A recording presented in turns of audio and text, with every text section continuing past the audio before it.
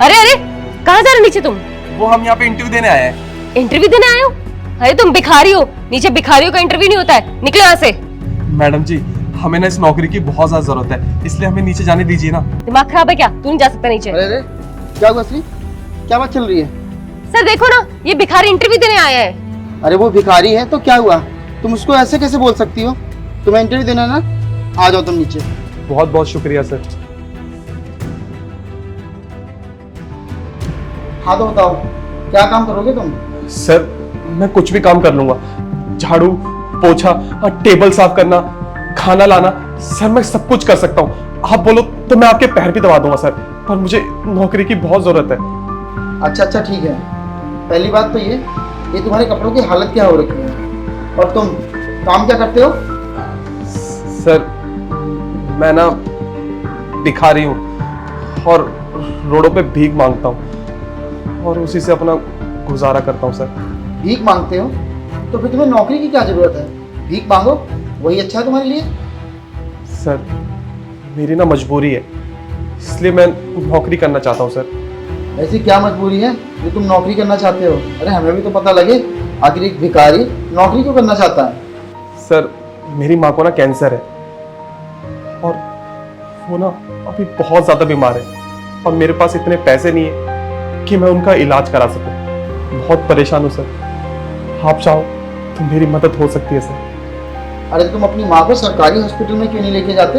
और वहाँ तो पैसों की भी जरूरत नहीं पड़ती, तुम्हारी माँ का इलाज फ्री में हो जाएगा और उसके लिए नौकरी की क्या जरूरत है? सर आप तो जानते हो ना कि सरकारी अस्पताल में हम जैसों की कोई नहीं सुनता।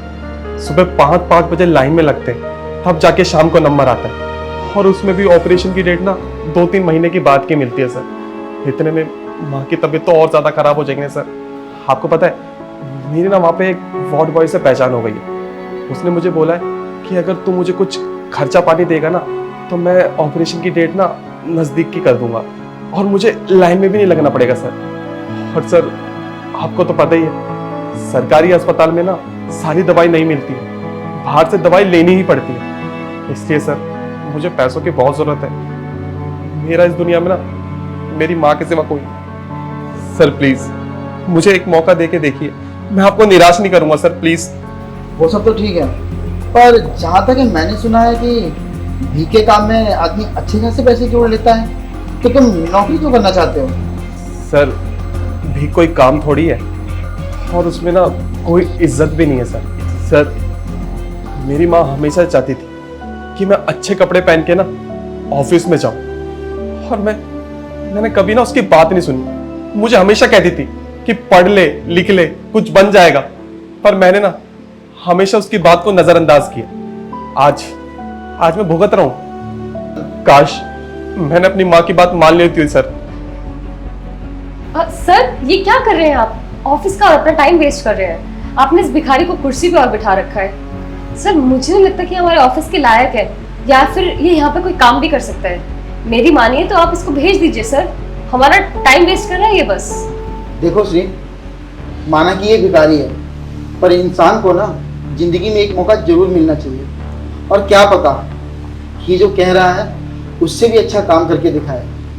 नौकरी करने के लिए ना कई बार हमें टैलेंट की जरूरत नहीं होती है, ना ही पढ़ाई लिखाई जरूरी होती है। कई बार इंसान अपने तजुर्बे से भी अच्छा काम कर जाता है। तो मुझे लगता है कि ये इंसान बहुत मेहनती है और हम इसे जो भी काम देंगे ये पूरी ईमानदारी और मेहनत के साथ करेगा। जाओ और जाके अपनी माँ को बता दो कि तुम्हारी जॉब लग चुकी है।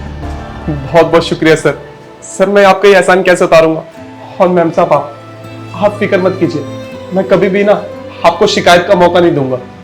ठीक है, अब तुम घर जाओ और कल सुबह 9 बजे ऑफिस आ जाना। मैं तुम्हारे लिए कोई ना कोई काम जरूर देख लूँगा। और हाँ, कपड़े थोड़े अच्छे से पहन के आना। जी सर, ठीक। मैं चलता हूँ।